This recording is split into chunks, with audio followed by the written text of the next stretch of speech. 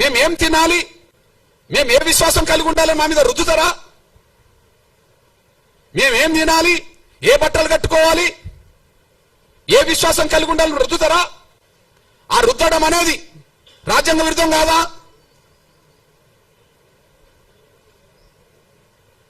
మత స్వేచ్ఛ లేదని, ఎవరు కూడా హిందూ ధర్మంలోనే ఉండాలని కుల వ్యవస్థ రద్దు చేసి ఆర్టికల్ 25 తొలగించండి, మాకు అభ్యంతరం లేదు. మత స్వేచ్ఛ వద్దు, అందరూ హిందువులుగానే ఉందాం, అందరూ సనాతన ధర్మాన్ని విశ్వసిద్దాం, అందరూ హిందువులుగానే ఉందాం, సనాతన ధర్మాన్ని విశ్వసిద్దాం. కుల వ్యవస్థ ఉండదు, కులాన్ని రద్దు చేస్తున్నామని చెప్పానండి. దాని ద్వారా మెజార్టీ ప్రజలు ఆర్టికల్ 25 ఉన్నా లేకపోయినా దాన్ని పట్టించుకోరు. మనకి ఇక్కడ అందరికీ స్వేచ్ఛ ఉంటే, అందరికీ గౌరవం ఉంటే, ఈ మత విశ్వాసాల్లో హిందూ ధర్మంలో లేదా సనాతన ధర్మంలో ఏదో ఒక లోపం లేకపోతే, కుల వ్యవస్థను సమర్థించే వ్యవస్థ లేకపోతే ఇన్ని ఎందుకు వస్తాయి? మనం విస్తరించలేకుండా పోయినాం, కానీ వాళ్ళు విస్తరించుకుంటూ ఇక్కడికి వచ్చేశారు. ఆ విస్తరించేటప్పుడు అది కరెక్ట్ మంచిది అని చెప్పి ప్రచారం చేసింది అగ్రకులాల క్రైస్తవ ప్రచారకులే. వివక్ష గురైన వాడు పోతే మాత్రం వాని హక్కు రద్దు చేస్తారు. ఇది న్యాయం కాదు, ధర్మం కాదు. ఇది గాంధీ కుట్రలో భాగం, ఇది గాంధీ కుట్రలో భాగం. గాంధీ ప్రత్యక్షంగా ఉండి కమ్యూనల్ అవార్డు అమలు కాకుండా అడ్డుకున్నాడు. గాంధీ పరోక్షంగా ఆనాడు రాజ్యాంగ సభ చర్చల్లో దళిత క్రైస్తవులకు రిజర్వేషన్ అవసరం లేదు, మేము అందరూ సమానమే అని చెప్పి 4 క్రైస్తవ అగ్రకులాల క్రైస్తవ పెద్దలతో అలా రాయించుకున్నాడు. ఇది కుట్ర. నాటి నుంచి నేటి వరకు వివక్ష కొనసాగుతుంది. నాటి నుంచి నేటి వరకు వివక్ష కొనసాగుతుంది. ఈ నేపథ్యంలో స్పష్టం చేస్తున్నాం. పోనీ అంబేద్కర్ అభిప్రాయం స్పష్టంగా ఉన్నది. అంబేద్కర్ విలువనిస్తుండ్రా? మేము అంబేద్కర్ను గౌరవిస్తామని మాట్లాడుతుండ్రు కదా, అంబేద్కర్ ప్రపంచ మేధావని మాట్లాడుతుండ్రు కదా, అంబేద్కర్ గొప్ప రాజనీతిజ్ఞుడు అని మాట్లాడింది కదా. మరి ఆయన అభిప్రాయానికి విలువనియాలి కదా, ఆయన అభిప్రాయానికి విలువనివ్వాలి కదా. ఈ దేశంలో మత వ్యవస్థ కంటే మత వ్యవస్థను మింగింది ఇప్పుడు కుల వ్యవస్థ కదా. ఏదో అంటారు చూడు, పాముకు పాలు పోస్తే కాటేయకుండా ఉంటుందా అంటే, సనాతన ధర్మంలో కులం లేదనేటోళ్ళు ఉన్నారు, సంతోషమే. హిందూ ధర్మంలో వివక్ష లేదని ఉంటారు, సంతోషమే. మరి సనాతన ధర్మానికి కులానికి సంబంధం లేనప్పుడు, హిందూ ధర్మంలో వివక్ష లేనప్పుడు కుల వ్యవస్థ మనకు అవసరమే లేదు కదా. కుల వ్యవస్థ ఇప్పుడు హిందూ ధర్మాన్ని కూడా బలి తీసుకుంటుంది కదా, సనాతన ధర్మాన్ని కూడా బలి తీసుకుంటుంది కదా. సాక్ష్యం ఏంటిది? వెంకటేశ్వర స్వామి దేవాలయంకి వెళ్ళేటప్పటికీ అందరూ హిందువులే కనిపిస్తారు. మరి వాళ్ళ సొంత ఊర్లోకి వచ్చినప్పుడు అక్కడ పోయిన వాళ్ళందరూ కలిసి ఒకరినొకరిని ఇచ్చిపుచ్చుకునే వాళ్ళు ఉండడానికి అవకాశం లేదు కదా. అయోధ్యకి వెళ్ళేటోళ్ళు అందరూ అక్కడ సమానంగా కనిపిస్తారు, కానీ రాముణ్ణి నమ్ముకున్న వాళ్ళందరూ ఈ దేశంలో అందరూ సమానంగా వాళ్ళ గ్రామాల్లో లేరు కదా. కృష్ణుని నమ్ముకునేటోళ్ళు ద్వారకి వెళ్ళొస్తుంటారేమో, అక్కడికి వెళ్ళేటప్పుడు అందరూ సమానంగా దేవుడి కాడ కనిపిస్తారేమో, కానీ ఇళ్ళకి వచ్చేటప్పటికి వాళ్ళ మధ్యలో సమానత్వం లేదు కదా. అంటే రాముని నమ్ముకున్నా, కృష్ణుని నమ్ముకున్నా, క్రీస్తుని నమ్ముకున్నా, ఎవరిని నమ్ముకున్నా, వెంకటేశ్వర నమ్ముకున్నా, ఈ దేశ కుల వ్యవస్థ విశ్వాసాల కంటే ఈ యొక్క కుల వ్యవస్థ శాసిస్తున్నది కదా. విశ్వాసాలు 2వ స్థాయికి వెళ్ళినాయి కదా, కుల వ్యవస్థ శాసిస్తున్నది కదా. అంటే మనం పెంచి పోషించిన పాము మనం కాటేస్తున్నది కదా.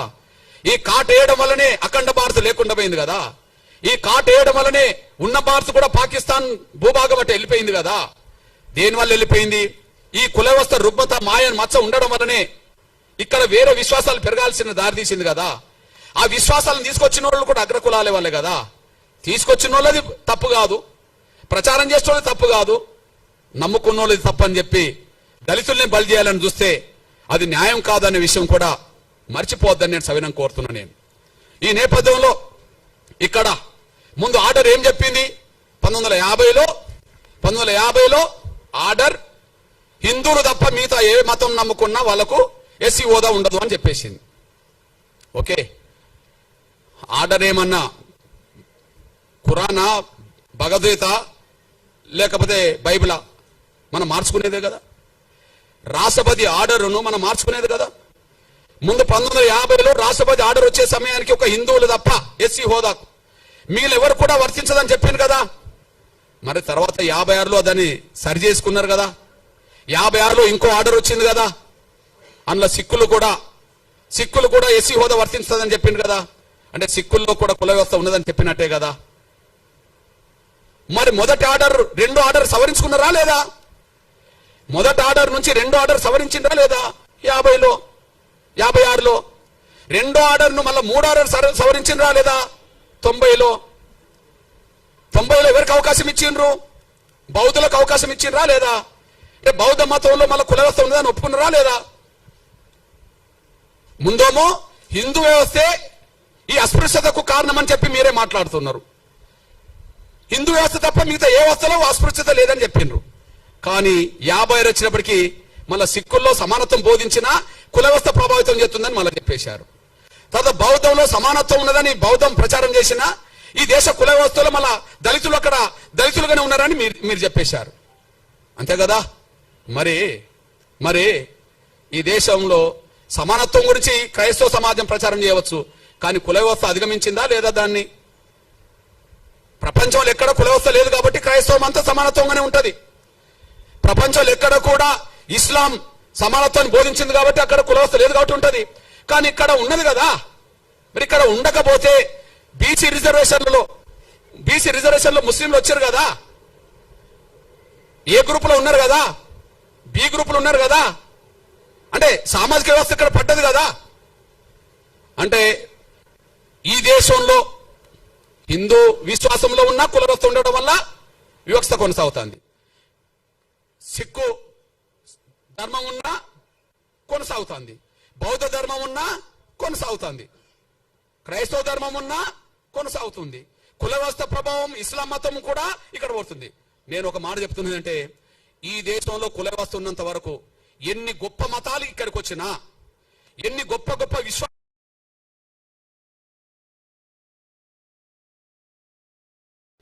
గొప్ప మతాలే కదా. చాలా గొప్ప మతాలని మనమే అంటున్నాం కదా. ఆ మతాలు ఇక్కడికి వచ్చినప్పుడు ఏ దానికి లోన్ అవుతున్నాయి? క్రైస్తవ మతం గొప్పదే, సమానత్వం ప్రదర్శించింది. మరి గద్దరు కూడా పాట రాసింది కదా. మాల క్రైస్తు, మాది క్రైస్తు, రెడ్డి క్రైస్తు, కమ్మ క్రైస్తు, బ్రాహ్మ క్రైస్తు అని చెప్పి ఒక పాట రాసింది కదా. క్రీస్తుని నమ్ముకునేటోళ్ళు ఒక్కరైతే మాల క్రైస్తు, మాల చర్చీలు, మాదిగ చర్చీలు ఎందుకు వచ్చినాయి? కమ్మోల చర్చీలు, రెడ్డోల చర్చీలు ఎందుకు వచ్చినాయి? ఈ దేశానికి ఏ మతం వచ్చినా కుల వ్యవస్థ ఉన్నంత వరకు కుల వ్యవస్థ ప్రభావానికి లోన్ అవ్వాల్సిందే. సిద్ధాంతం సమానత్వం అయితే అది బయటనే, ఇక్కడికి వచ్చినప్పటికీ ఆ సిద్ధాంతం 100% పనిచేస్తలేదు. కుల వ్యవస్థనే ప్రభావితం చేస్తుంది, కుల వ్యవస్థ శాసిస్తుంది, కుల వ్యవస్థే అసమానతలు సృష్టిస్తుంది. కుల వ్యవస్థను రద్దు చేయనంత కాలం సమానత్వం ఇక్కడ ఉండదు. కాబట్టి సమానత్వం వైపు అడుగులేయాలంటే కుల వ్యవస్థ రద్దు కావాల్సిందే తప్ప ఎస్సీ హోదా రద్దు చేయడం వల్ల పరిష్కారం లేదనే విషయం మీ దృష్టికి తీసుకొస్తున్నాను నేను. 1950 ఆర్డర్ రాజ్యాంగ విరుద్ధం. 1950 ఆర్డర్ కేవలం దళితుల మీద పెట్టిన ఆంక్షలు. దళితులు మాత్రమే మారద్దు, మిగతా ఎవరు మారినా మాకు అభ్యంతరం లేదు. దళితులు మాత్రమే మారద్దు, ఇంకెవరు మారినా మాకు అభ్యంతరం లేదు. బ్రాహ్మణులు మారవచ్చు, మారేటట్టు చేయవచ్చు. రెడ్లు మారవచ్చు, మారేటట్టు చేయవచ్చు. కమ్మోళ్ళు మారవచ్చు, మారేటట్టు చేయవచ్చు. బీసీలు ఇతరులు మారవచ్చు, మారేటట్టు చేయవచ్చు. కానీ దళితులు మాత్రం మారద్దు. మీరు మా కాళ్ళ కాడు ఉండాలి. మేము అంటరానోళ్ళని పిలిచినా కూడా మీరు పడి ఉండాలి. మిమ్మల్ని అవమానించినా మీరు పడి ఉండాలి. మిమ్మల్ని చిన్న చూపు చూసినా పడి ఉండాలి. కుల వ్యవస్థలో వివక్ష ఉన్నది కాబట్టి, కుల వ్యవస్థలో అంటరాంతరం ఉన్నది కాబట్టి మేము పాటించినా మీరు పడి ఉండాలి. మీకు మనుషుల హోదా, సమానమైన గౌరవం కాదు, పశువులతో సమానంగా, పశువుల కంటే హీనంగా చూసినా మీరు పడి ఉండాలి. కానీ మారద్దు. కుల వ్యవస్థలో అస్పృశ్యత ఉంటుంది, మీరు అంగీకరించి రిజర్వేషన్ పొందండి. మీరు మారితే రద్దు చేస్తాం. ఇది కండిషన్ కాదా? ఇది నిర్బంధమైన హింస కదా. మీరు బలవంతంగా ఉండండి. మీరు మారదలుచుకుంటే రిజర్వేషన్ వదులుకొని వెళ్ళండి. ఏ వివక్ష లేని వాళ్ళు మారినా మంచిదే. కుల వ్యవస్థలో వివక్ష గురవుతున్నదా బ్రాహ్మణ సమాజం? అందరికంటే ఎక్కువ గౌరవమైన హోదా పొందింది కదా. ఈ తెలుగు నేల మీద బ్రాహ్మణ సమాజం తర్వాత కమ్మ, రెడ్లు, కాపులు ఉంటారు కదా అగ్రకులాల లిస్టులో.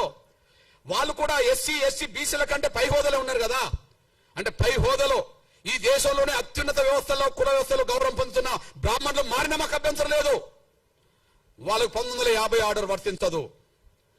ఈ తెలుగు నేల మీద కమ్మోళ్ళు, రెడ్డోళ్ళు, కాపులు ఎవరు మారిన మాకు అభ్యంతరం లేదు. వాళ్ళకి ఆర్డర్ వర్తించదు.